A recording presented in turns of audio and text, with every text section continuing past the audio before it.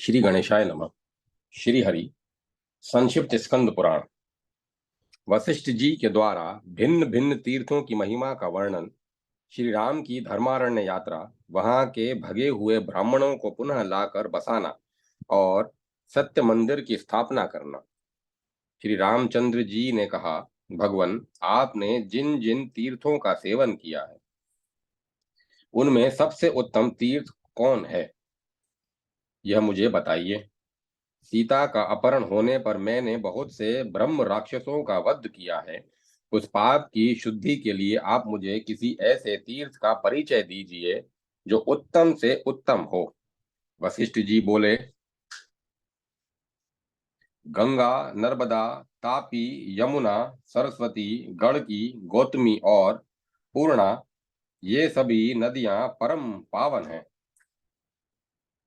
इन सब में नर्मदा और त्रिपथगामिनी गंगा श्रेष्ठ है। रघुनंदन, श्री गंगा जी दर्शन मात्र से ही सब पापों को जला देती है। कलयुग में नर्मदा का दर्शन करने से 100 जन्मों के, समीप जाने से 300 जन्मों के और जल में स्नान करने से 1000 जन्मों के पापों का वह नाश कर देती है। नर्मदा के तट पर जाकर साग और मूल फल से भी एक ब्राह्मण को भोजन कराने से कोटि ब्राह्मणों को भोजन देने का फल होता है। जो 100 योजन दूर से भी गंगा गंगा का उच्चारण करता है वह सब पापों से मुक्त होता है और भगवान विष्णु के लोक में जाता है। फाल्गुन चैत्र मास के अंत में अमावस्या तिथि को तथा भाद्रपद अश्वनी कृष्ण पक्ष में गंगा जी के तट पर जाकर जो मनुष्य स्नान, पितरों का तर्पण और पिंडदान करता है वह अक्षय फल का भागी होता है। तापी नदी का स्मरण करने पर महापातकियों के भी 7 गोत्रों का उद्धार हो जाता है। यमुना में स्नान करने से मनुष्य पापों से छूट जाता है और महापातकों से युक्त होने पर भी परम गति को प्राप्त होता है। कार्तिक की पूर्णिमा को कृत्तिका नक्षत्र का योग होने पर जो सरस्वती नदी में स्नान करता है वह गरुड़ की पीठ पर बैठकर उत्तम देवताओं के मुख से अपनी स्तुति सुनता हुआ वैकुंठ धाम को जाता है। जो कार्तिक मास में प्राची सरस्वती के जल में स्नान करके भगवान प्राची माधव की स्तुति करता है वह परम गति को प्राप्त होता है। जो गंडकी नारायणी नदी के पुण्य तीर्थ में स्नान करता और शालग्राम शिला की पूजा करता है उसका फिर जन्म नहीं होता। जो द्वारकावासी श्री कृष्ण के समीप गोमती के जल की लहरों में स्नान करता है वह चतुर्भुज रूप धारण करके वैकुंठ धाम में आनंद का अनुभव करता है। चर्मवती चंबल नदी को नमस्कार करके जो उसके जल का स्पर्श करता है वह पहले और पीछे पीछे के 10-10 पीढ़ियों का उद्धार कर देता है। दोनों का संगम देखकर अथवा समुद्र की ध्वनि सुनकर ब्रह्म हत्या से युक्त मनुष्य भी पवित्र हो परम गति को प्राप्त होता है। जो मनुष्य माघ मास में प्रयाग में गोता लगाता है वह इहलोक में सुख भोग कर अंत में विष्णु धाम को प्राप्त होता है। जो मनुष्य प्रभास क्षेत्र में 3 रात तक ब्रह्मचर्य पालन पूर्वक निवास करते हैं वे यमलोक एवं कुंभी पाक आदि का दर्शन नहीं करते। जो मनुष्य नैमिषारण्य में निवास करता है वह देवत्व को प्राप्त होता है। श्री राम, जो मनुष्य कुरुक्षेत्र में चंद्र ग्रहण और सूर्य ग्रहण के अवसर पर स्नान करके स्वर्ण दान करता है उसका इस लोक में पुनर्जन्म नहीं होता। जो मनुष्य इस पृथ्वी पर कपिला गौ को स्पर्श करके दान देता है वह कामधेनु गौओं के निवास भूत ऋषि लोक को जाता है। जो वैशाख मास में उज्जैनीपुरी में क्षिप्रा के जल में स्नान करता है वह अपने सहस्त्रों पूर्वजों को घोर रोरव नर्क से छुटकारा दिला देता है। जो मनुष्य 3 दिनों तक सिंधु नदी अथवा समुद्र में स्नान करता है, वह सब पापों से शुद्ध चित्त हो कैलाश में आनंद भोगता है। कोटि तीर्थ में स्नान करके कोटीश्वर शिव का दर्शन करने वाला मनुष्य कहीं भी ब्रह्म हत्या आदि पापों से लिप्त नहीं होता।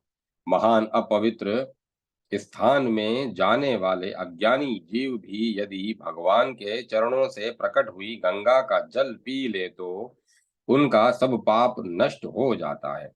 जो मनुष्य सूर्योदय काल में वेदवती नदी में स्नान करता है, वह सब रोगों से मुक्त हो उत्तम सुख का भागी होता है। रघुनंदन, प्राय सभी तीर्थ स्नान, जलपान तथा गोता लगाने से अनायास ही मनुष्यों के सब पापों का नाश कर देते हैं। सब तीर्थों में उत्तम तीर्थ धर्मारण्य बतलाया जाता है, क्योंकि ब्रह्मा, विष्णु और शिव आदि देवताओं ने पूर्व काल में सबसे पहले इसी तीर्थ को स्थापित किया था। सब वनों और तीर्थों में विशेषतः धर्मारण्य से बढ़कर भोग और मोक्ष प्रदान करने वाला दूसरा कोई तीर्थ नहीं है। स्वर्ग के देवता भी धर्मारण्य निवासी मनुष्यों की सराहना करते हैं। रघुनंदन, द्वारका, काशी, त्रिशूलधारी शिव तथा भैरव ये सब जैसे मुक्तिदायक हैं, उसी प्रकार धर्मारण्य भी मोक्ष देने वाला उत्तम तीर्थ है। यह सुनकर महाधनुर्धर श्री रामचंद्र जी बड़े प्रसन्न हुए। उन्होंने सीता देवी और अपने भाइयों के साथ तीर्थ यात्रा के लिए प्रस्थान किया। उनके पीछे कपीश्वर हनुमान जी, माता कौशल्या, सुमित्रा और कैकेयी, लक्ष्मण, भरत सेना सहित शत्रुघ्न, अयोध्या के अनान्य निवासी तथा प्रजा वर्ग के लोग भी गए। तीर्थ यात्रा की विधि का पालन करने के लिए घर से चले हुए राजा श्री राम ने अपने कुल के आचार्य महर्षि वशिष्ठ के यहाँ मुने, यह बड़े आश्चर्य की बात है कि आदि में यह धर्मारण्य क्षेत्र हुआ या द्वारका हुई। धर्मारण्य क्षेत्र की उत्पत्ति कितने काल से हुई है, यह बताइए। वशिष्ठ जी बोले, महाराज, मैं नहीं जानता कि यह क्षेत्र कितने दिनों से प्रकट है। दीर्घजीवी, लोमश और जामवान इसका कारण जानते होंगे। शरीर में जो अनेक जन्म जन्मांतरों का किया हुआ पाप संचित है, उन सभी पापों का उत्तम प्रायश्चित यह धर्मारण्य क्षेत्र माना गया है। वशिष्ठ जी का यह वचन सुनकर श्री रामचंद्र जी ने वहां जाने का विचार करके यात्रा विधि का पालन किया। फिर वशिष्ठ जी को आगे करके महामांडलिक राजाओं सामंतों के साथ पुरस्चरण विधि पूर्ण कर उत्तर दिशा की ओर प्रस्थान किया। आगे जाकर फिर वे पश्चिम दिशा की ओर मुड़ गए। गांव से गांव, देश से देश और वन से वन को लांघते हुए आगे बढ़ते चले गए। सेना सामान, हजारों हाथी घोड़े, करोड़ों रथ आदि वाहनों और असंख्य शिविकाओं के साथ श्री रघुनाथ जी यात्रा कर रहे थे। वे हाथी पर बैठकर नाना प्रकार से मैत्री भाव प्रदर्शित करने वाले विभिन्न देशों को देखते हुए जा रहे थे। उनके ऊपर श्वेत छत्र तना हुआ था और उनके पार्श्व भाग में सुंदर चवर डुलाया जा रहा था। 10वें दिन श्री रामचंद्र जी परम उत्तम धर्मारण्य क्षेत्र के निकट पहुंच गए। धर्मारण्य के समीप ही मांडलिकपुर को देखकर श्री राम ने अपनी सेना के साथ रात में वहीं निवास किया। उन्होंने सुना धर्मारण्य क्षेत्र इस समय निर्जन एवं उजाड़ होकर बड़ा भयानक प्रतीत होता है। वहां बाघ और सिंह भरे हुए हैं। यक्ष और राक्षस निवास करते हैं। धर्मारण्य अब केवल जंगल ही रह गया है। जनता के मुख से ये सारी बातें सुनकर श्री रामचंद्र जी ने वहां कहा, तुम लोग चिंता न करो। उन्होंने वहां के व्यवसाय कुशल शूरवीर, महान बली एवं पराक्रमी तथा समर्थ वैश्यों को बुलाकर कहा, तुम लोग मेरी यह सोने की पालकी शीघ्र ले चलो, जिससे मैं अभी धर्मारण्य में पहुंच जाऊं। वहां स्नान और जलपान करने से मनुष्य सब पापों से मुक्त हो जाता है। इस प्रकार श्री रामचंद्र जी से प्रेरित होकर उन सभी वैश्यों ने तथास्तु कहकर पालकी उठाई और उन्हें धर्मारण्य में पहुंचा दिया। सेना सहित श्री राम ने जब उस क्षेत्र में प्रवेश किया, तब प्रत्येक वाहन की गति मंद हो गई, बाजों की आवाज भी कम हो गई, हाथी मंद गति से चलने लगे, घोड़ों की भी यही दशा हुई। यह सब देखकर श्री रामचंद्र जी को बड़ा विस्मय हुआ। उन्होंने विनय पूर्वक मुनि श्रेष्ठ गुरु वशिष्ठ से पूछा, मुनीश्वर, यह क्या बात है?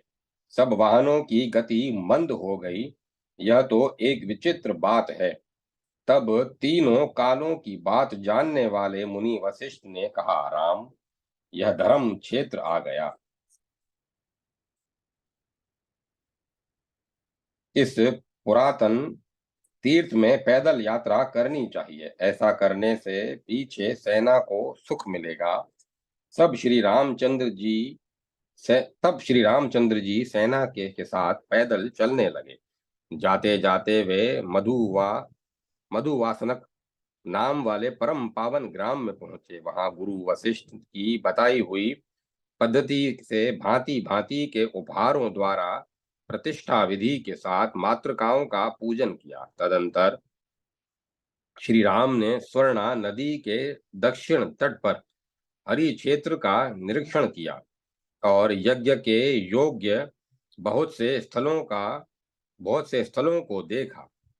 उस समय रघुनाथ जी ने धर्म स्थान का निरीक्षण करके अपने आप को कृतार्थ माना और स्वर्ण के उत्तर तट पर सैनिकों को उतारकर स्वयं उस क्षेत्र में भ्रमण करने लगे। वहां के सभी तीर्थों और देव मंदिरों से जा जाकर श्री राम ने अब सभी शास्त्रोक्त कर्म विधि पूर्वक संपन्न किए। उन्होंने बड़ी श्रद्धा के साथ विधि पूर्वक पितरों का श्राद्ध किया। इस स्थान से वाव्य कोण में स्वर्णा के दोनों तटों पर श्री रामेश्वर और कामेश्वर का स्थापन किया। इन सब विधियों का पालन करके वे अपनी पत्नी सीता के साथ रात्रि में उस नदी के तट पर ही सोए। तब आधी रात हुई जब आधी रात हुई, तब सबके सो जाने पर भी धर्म वत्सल श्री राम अकेले जागते रहे। उस समय उन्हें किसी स्त्री के रोने का शब्द सुनाई दिया। वह करुणाजनक बातें कहकर उस रात में कुर्री की भांति विलाप कर रही थी। श्री राम ने उसी क्षण गुप्तचर भेजकर उस स्त्री का निरीक्षण कराया। करुणाजनक स्वर से क्रंदन करती हुई उस व्याकुल नारी को देखकर श्री राम के दूतों ने पूछा, सुंदरी, तुम कौन हो? देवी हो या दानवी? किसने तुम्हें भय पहुंचाया है? किसने तुम्हारा धन लूट लिया है, जिससे व्याकुल हो बार बार तुम कठोर शब्दों का उच्चारण करती हुई रो रही हो? सच सच बताओ, राजा श्री राम तुम्हारा समाचार पूछते हैं। इस स्त्री ने उस स्त्री ने उत्तर दिया, दूतों, अपने स्वामी को ही मेरे पास भेज दो, जिससे मैं अपने मानसिक दुख को उनसे कहूं और शांति पाऊं। बहुत अच्छा कहकर दूत लौट गए और उन्होंने श्री रामचंद्र जी के पास जाकर सब बातें कह सुनाई। दूत बोला, भगवन, उस स्त्री ने कहा है कि श्री रामचंद्र जी ही मेरे दुख का निवारण कर सकते हैं, अतः तुम्हारा कल्याण हो, तुम उन्हीं को भेज दो। यह सुनकर श्री रामचंद्र जी तुरंत वहां गए और दुख से संतप्त हुई उस अबला को देखकर वे स्वयं भी दुखी हो गए। उस समय उन्होंने दोनों हाथ जोड़कर पूछा, शुभे, तुम कौन हो? किसकी पत्नी हो? किसने तुम्हें दुखी करके इस निर्जन वन में निकाल दिया है? किसने तुम्हारा धन लूटा है? ये सब बातें मेरे सामने कहो। उनके इस प्रकार पूछने पर उस स्त्री ने मधुर वाणी में प्रेम पूर्वक श्री रामचंद्र जी का स्तुवन किया। परमात्मन, आप सनातन परमेश्वर एवं सबका दुख हरने वाले हैं। जिसके लिए आपका अवतार हुआ था वह कार्य आपने पूरा कर लिया। रावण, कुंभकर्ण, मेघनाथ, खर दूषण, त्रिश्री, मारीच और अक्षय कुमार आदि असंख्य भयानक राक्षसों को आपने समरांग में परास्त किया है। लोकेश, मैं आपकी उत्तम कीर्ति का वर्णन क्या कर सकती हूँ। तब साक्षात ब्रह्मा जी जब साक्षात ब्रह्मा जी आपकी नाभि से प्रकट कमल से उत्पन्न हुए हैं और जैसे वट के बीज में महान वट वृक्ष की स्थिति मानी गई है, उसी प्रकार उन्होंने इस संपूर्ण विश्व को आपके उदर में विराजमान देखा है। श्री राम, संसार में राजा दशरथ तथा आपकी माता कौशल्या धन्य है, जिनकी कुक्षी से आप प्रकट हुए हैं। वह कुल धन्य है जिसमें आप स्वयं आए हैं। वह अयोध्या नगरी धन्य है जिससे आपकी जन्मभूमि होने का गौरव मिला है। वे लोग धन्य हैं जो आपकी शरण में रहते हैं। वे महर्षि वाल्मीकि धन्य हैं जिन्होंने मुख्य मुख्य ब्राह्मणों के लिए अपनी बुद्धि से भावी रामायण की रचना की। आपके द्वारा यह रघुकुल अत्यंत पवित्र हो गया है। लोक में जो साधारण राजा होता है उसे भी सब लोग भगवान विष्णु का अंश समझते हैं, परंतु आप तो अपने रमणीय गुणों से सुशोभित स्वयं ही साक्षात विष्णु हैं।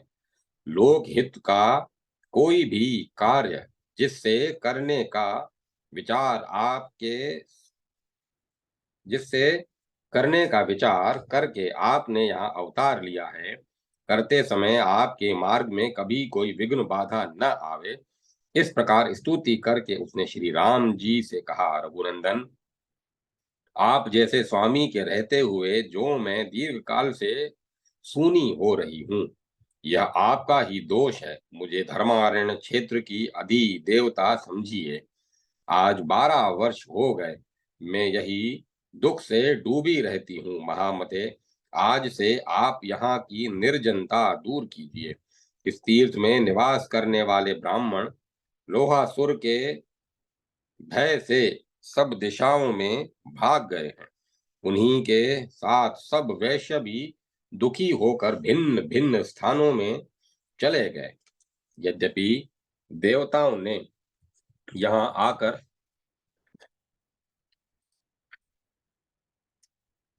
यद्यपि देवताओं ने यहाँ आक्रमण करके उस महामायावी दुर्जय और दुर्दश दैत्य को मार डाला है, तथापि उसके भय से अत्यंत शंकित रहने वाले मनुष्य अब तक यहाँ लौटकर नहीं आ रहे।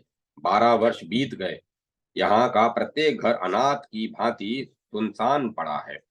जिस बावली में स्नान और दान के लिए उद्धत मनुष्यों की भीड़ लगती थी, उसी में अब सूअर कूदते हैं। जहाँ ब्राह्मण लोग निरंतर सामवेद का गान करते थे, वहां अब सियारिनों के अत्यंत भयंकर शब्द सुनाई देते हैं। जहाँ घर घर में अग्निहोत्र का धूम दृष्टिगोचर होता था, वहीं अत्यंत भयंकर दावानल धुएं के साथ दिखाई देते हैं धुएं के साथ दिखाई देता है। जिस सभा मंडप में मंत्र जप करने वाले ब्राह्मण बैठा करते थे, वहीं अब गव्य, रीछ और इस स्याही आदि जीव बैठते हैं। यहाँ जो ऊंची ऊंची यज्ञ की चौकोर वेदियां बनी थी, वे अब बांबी की मिट्टी के ढेर से घिरी दिखाई देती है। नृपश्रेष्ठ श्री राम, अब मेरा निवास स्थान इस दशा में पहुंच गया है। यहाँ से जो ब्राह्मण चले गए उसका मुझे बहुत दुख है। नरेश्वर, मुझे इस संकटपूर्ण अवस्था से उबारिए। यह सुनकर श्री रामचंद्र जी बोले, आपके ब्राह्मण चारों दिशाओं में चले गए हैं। मैं न तो उनकी संख्या जानता हूँ और न उनके नाम गोत्र से ही मेरा परिचय है। अतः उनकी जाति और गोत्र के विषय में आप यथार्थ रूप से बताइए, जिससे उन सब को यहाँ ले आकर मैं अपने अपने स्थान पर बसाऊं। श्री माता बोली, नरेश्वर, ब्रह्मा, विष्णु और शिव ने जिन्हें यहाँ स्थापित किया था, वे वेदों के पारंगत विद्वान ब्राह्मण 18,000 की संख्या में यहाँ रहते थे। तीनों वेदों की विद्या में उनकी बड़ी ख्याति है। वे प्रतिष्ठित ब्राह्मण 64 गोत्रों के हैं। उनके साथ 36,000 वैश्य थे, जो धर्मारण्य जो धर्म परायण, सदाचारी और ब्राह्मणों की सेवा में संलग्न रहने वाले थे। जहां संज्ञा रानी के साथ राजा वकुलादित्य नाम से विख्यात भगवान सूर्य विराजते हैं। जहां दोनों अश्वनी कुमार हैं, वहां व्यय की पूर्ति करने वाले साक्षात कुबेर हैं। वहीं यह धर्मारण्य क्षेत्र है, जिसकी अधिष्ठात्र देवी मैं मानी गई हूँ। मैं यहाँ की भट्टारी का स्वामिनी हूँ। श्री सुत जी कहते हैं, उस स्थान के जो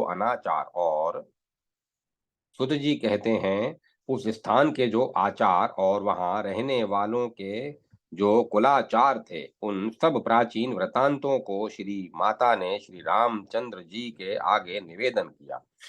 उसकी बात सुनकर रघुनाथ जी को बड़ी प्रसन्नता हुई। उन्होंने कहा, आपने मुझसे सत्य सत्य बातें बताई हैं, अतः मैं इसी नाम से यहाँ नगर बसाऊंगा। यह नगर तीनों लोकों में उत्तम सत्य मंदिर के नाम से विख्यात होगा।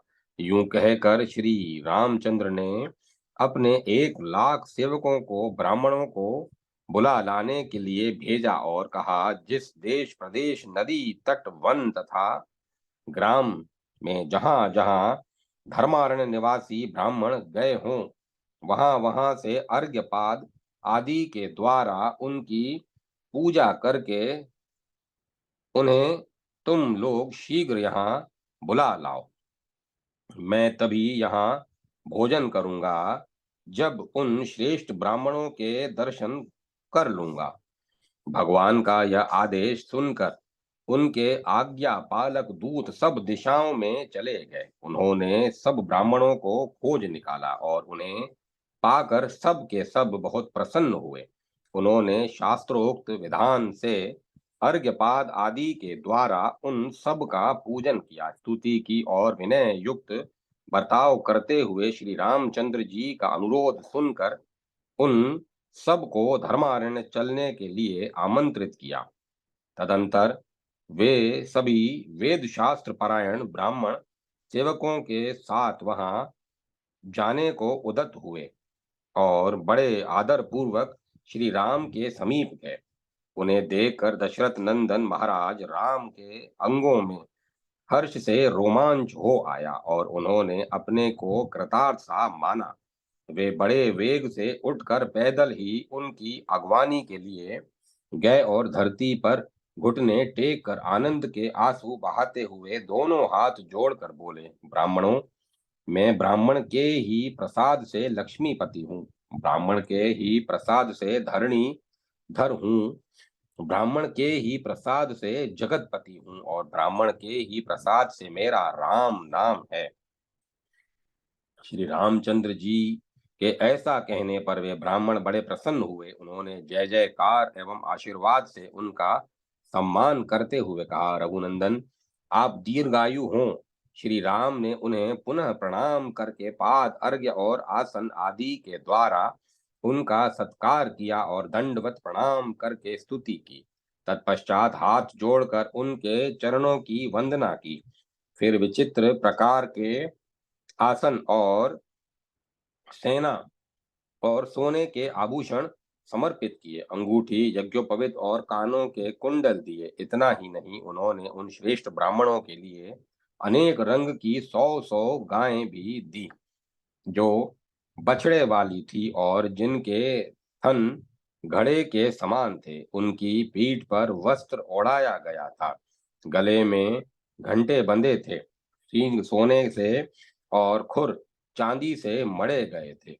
उनका पुष्ठभाग ताम्रपत्र से विभूषित था और दूध दुहने के लिए प्रत्येक गाय के साथ एक एक कांसे का पात्र था।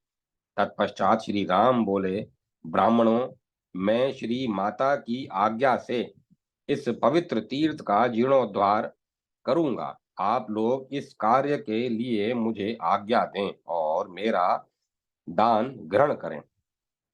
सत्पात्र को ही दान देना चाहिए, अपात्र को कुछ नहीं दिया जाता, क्योंकि सुपात्र नौका की भांति सदा पार उतारता है और अपात्र लोहपिंड के समान केवल डुबाने वाला होता है। द्विजो, केवल जाति मात्र से ब्राह्मणता नहीं आती, उसके साथ साथ ब्राह्मणोचित कर्म भी होना चाहिए। संसार में क्रिया बलवती होती है। कर्महीन ब्राह्मणों को दान देने से वहां से फल प्राप्त होगा। इस कारण सत्यवादी ब्राह्मण ही परम पूजनीय माने गए हैं। अब यज्ञ कार्य आरंभ होने वाला है, इसमें आप लोग सदा कृपा करें।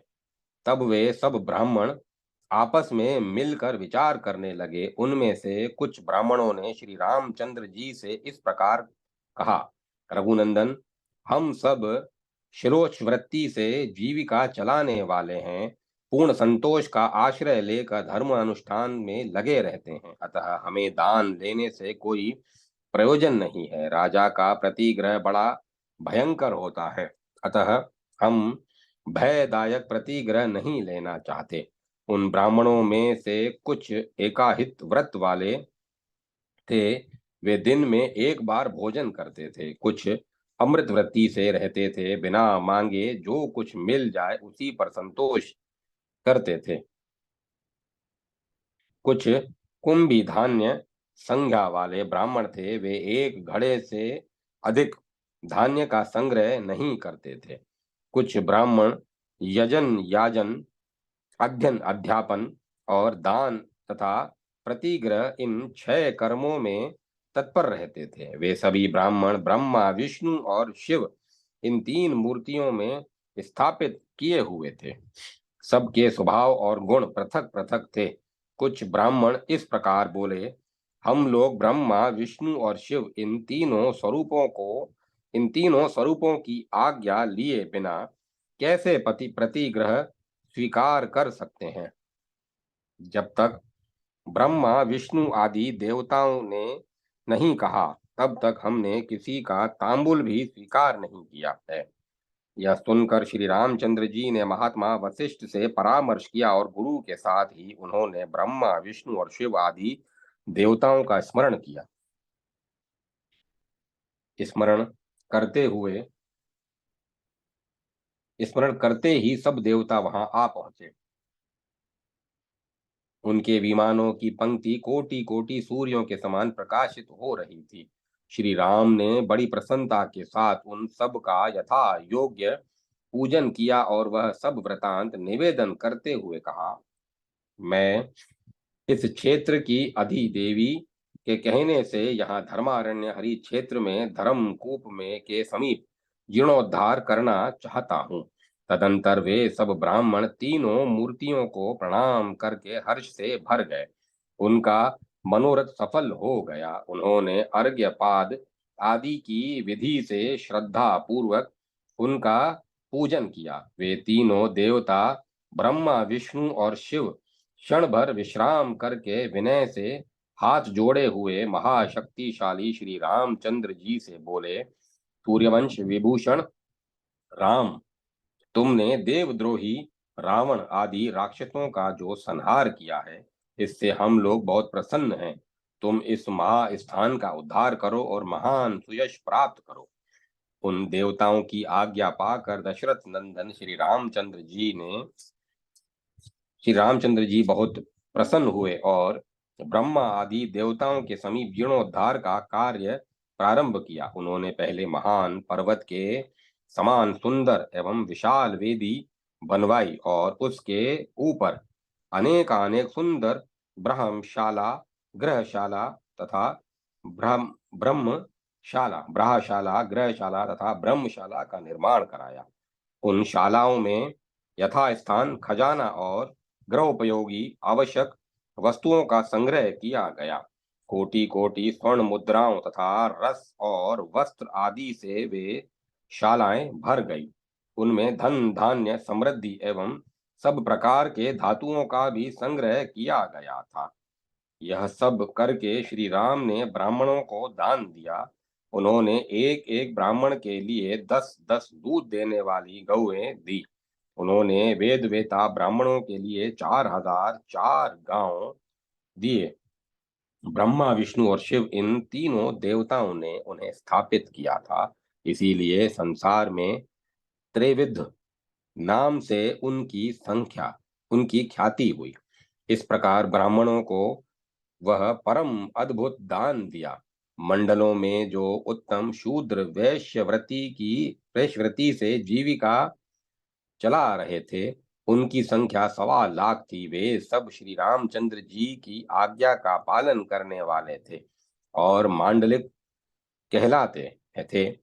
उन सब को श्री राम ने ब्राह्मणों की सेवा में नियुक्त किया। श्री रामचंद्र जी ने 2 चवर और खड्ग दिए। प्रतिष्ठा विधि के साथ अपने कुल के स्वामी भगवान सूर्य को स्थापित किया। 4 वेदों से युक्त ब्रह्मा जी की स्थापना की। महाशक्ति श्री माता और श्री हरि को भी स्थापित किया। विघ्नों का निवारण करने के लिए दक्षिण द्वार पर उन्होंने गणेश जी तथा अन्य देवताओं की स्थापना की। वीरवर रघुनाथ जी ने 7 मंजिल के मंदिर बनवाए और यह नियम किया कि जो कोई भी यहाँ शुभ और मांगलिक कार्य करे, पुत्र होने पर जात कर्म, अन्नप्राशन और मुंडन आदि कर्म करे, यज्ञ कर्मों में लक्ष्य होम और कोटि होम करे, वास्तु पूजा एवं ग्रह शांति करे तथा ऐसे महोत्सवों के अवसर पर मनुष्य जो कुछ भी द्रव्य, अन्न, वस्त्र, धेनु, स्वर्ण, रजत आदि का दान ब्राह्मणों, शूद्रों, दीनों, अनाथों और अंधों के लिए देवे, उस समय पहले कार्य की निर्विघ्नता पूर्वक सिद्धि होने के लिए भगवान बकुलादित्य और श्री माता का भाग निकाल दे। जो मनुष्य मेरी आज्ञा का उल्लंघन करके विपरीत आचरण करेगा, उसके उस कर्म में विघ्न उपस्थित होगा। ऐसा कहकर श्री राम ने प्रसन्न चित्त से देवताओं की बावलियों, सुंदर 4 दीवारियों, दुर्ग के उपकरणों, विस्तृत सड़कों और गलियों, कुंड, सरोवर, तलैया, धर्मवापी तथा अन्यान्य देव निर्मित कूपों का पुनर्निर्माण कराया। इस प्रकार मनोरम धर्मारण्य में इन सब वस्तुओं का विस्तार पूर्वक निर्माण कराकर श्री रघुनाथ जी ने उन्हें त्रैविद्या के मुख्य मुख्य विद्वानों को सौंप दिया। श्री रामचंद्र जी का शासन वहां ताम्रपत्र पर लिखकर रख लिया गया। जो उसको लोप करेगा, उसके पूर्वज नरक में पड़ेंगे और आगे उसके कुल में संतति नहीं होगी। तत्पश्चात श्री राम ने पवन पुत्र हनुमान जी को बुलाकर कहा, महावीर, वायु कुमार, तुम्हारी भी पूजा होगी। तुम इस क्षेत्र की रक्षा के लिए यहाँ निवास करो। हनुमान जी ने प्रणाम करके प्रभु की आज्ञा को शिरोधार्य किया। इस प्रकार उस तीर्थ का जीर्णोद्धार किया। श्री माता का पूजन करके वे अन्य तीर्थों में जाने को उद्यत हुए। ब्रह्मा आदि देवता भी श्री राम को आशीर्वाद दे अपने अपने लोक को चले गए। श्री राम सीताराम सीताराम। राम नाम की महिमा, कलयुग का प्रभाव तथा धर्मारण्य क्षेत्र के महात्म्य श्रवण का फल। व्यास जी कहते हैं, जो लोग राम राम राम इस मंत्र का उच्चारण करते हैं, खाते पीते सोते चलते और बैठते समय सुख में या दुख में राम मंत्र का जप करते हैं, उन्हें दुख दुर्भाग्य आदि व्याधि का भय नहीं रहता। उनकी आयु, संपत्ति और बल प्रतिदिन बढ़ते रहते हैं। राम का नाम लेने से मनुष्य भयंकर पाप से छूट जाता है।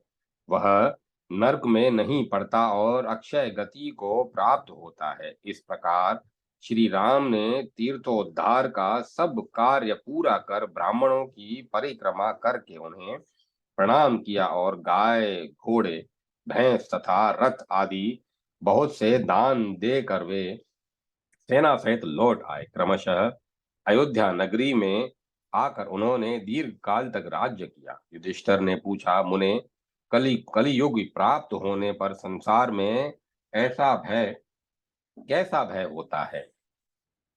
व्यास जी बोले, राजन, कलयुग में लोग असत्यवादी और साधु पुरुषों की निंदा करने वाले होंगे। वे सभी लुटेरों के कर्म करने वाले तथा पितृभक्ति से दूर होंगे। अपने ही गोत्र की स्त्रियों से रमण करने वाले और चपलता के ही चिंतन में तत्पर होंगे। एक दूसरे के विरोधी, ब्राह्मण द्वेषी तथा शरणागतों का वध करने वाले होंगे। कलयुग प्राप्त होने पर ब्राह्मण वेद भ्रष्ट, अहंकारी, वैश्योचित आचार, कृषि, गौरक्षा और वाणिज्य में तत्पर और संध्या कर्म का लोप करने वाले होंगे। शांति काल में शूरता की ढींग मारने वाले और भय प्राप्त होने पर अत्यंत दीन होंगे। श्राद्ध और तर्पण से दूर रहेंगे। असुरों के समान आचार वाले तथा विष्णु भक्ति से रहित होंगे। दूसरों के धन हड़पने की इच्छा वाले और सूदखोर होंगे। ब्राह्मण बिना नहाए भोजन कर लेंगे। क्षत्रिय युद्ध का नाम सुनकर दूर भागेंगे। कली में सब लोग दुष्ट वृत्ति वाले तथा मलिन होंगे। मदिरा पिएंगे और जो यज्ञ के अधिकारी नहीं हैं वे ऐसे लोगों से भी यज्ञ करवाएंगे। स्त्रियां पति से द्वेष करने वाली तथा पुत्र पिता से वैर रखने वाले होंगे। कलयुग में कलयुग के शूद्र मनुष्य भाई से शत्रुता रखेंगे। ब्राह्मण धन संग्रह में तत्पर होकर गाय का दूध, दही और घी बेचेंगे। कली काल में गौएं प्राय दूध नहीं देती और वृक्षों में कभी फल नहीं लगते। लोग कन्या बेचने वाले होंगे। गाय और बकरी को भी बेचेंगे। विष विक्रय तथा रस विक्रय करेंगे। कलयुग के ब्राह्मण वेद बेचने वाले होंगे। स्त्रियां 11 वर्ष की आयु में ही गर्भ धारण करेगी। प्राय लोग एकादशी के उपवास से रहित होंगे। तीर्थ सेवन में ब्राह्मणों की प्रवृत्ति नहीं होगी।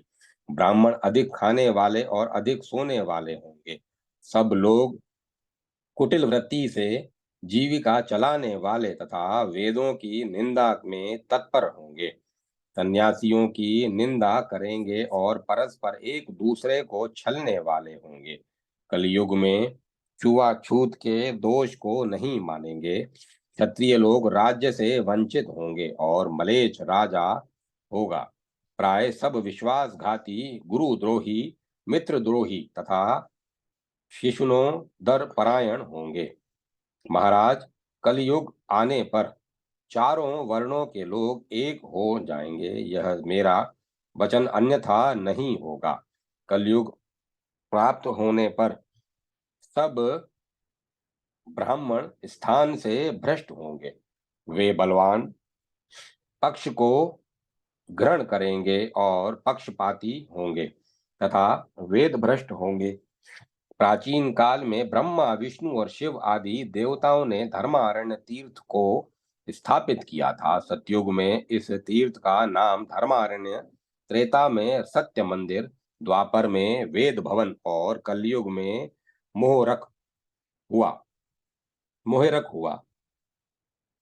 जो मनुष्य श्रद्धा पूर्वक सब पापों का नाश करने वाले धर्मारण्य महात्म्य को सुनता है, वह मन, वाणी और शरीर से होने वाले त्रिविध पातक का नाश कर देता है। इस प्रकार इसके सुनने अथवा कीर्तन करने से सब पापों का नाश हो जाता है। स्त्री हो या पुरुष, जो भक्ति पूर्वक इसे सुनता है वह कभी नरक का दर्शन नहीं करता। श्रेष्ठ पुरुष पवित्र चित्त होकर इस पुराण की पुस्तक को किसी उत्तम स्थान पर स्थापित करके रेशमी वस्त्र तथा गंध माल्य आदि से इसकी पृथक पृथक पूजा करे तथा समाप्त होने पर वाचक की भी पूजा करे। विचित्र वस्त्र दे, गंध माला और चंदन आदि के द्वारा देवता के समान पूजा करके वाचक को दूध देने वाली गौ का दान करे। ब्रह्मारण्य महात्म्य संपूर्ण। श्री राम, जय श्री राम, सीताराम। ओम नमो नारायण, ओम नमः शिवाय, ओम नमो भगवते वासुदेवाय, ओम तत्सत। अब कथा को विराम दिया जाता है।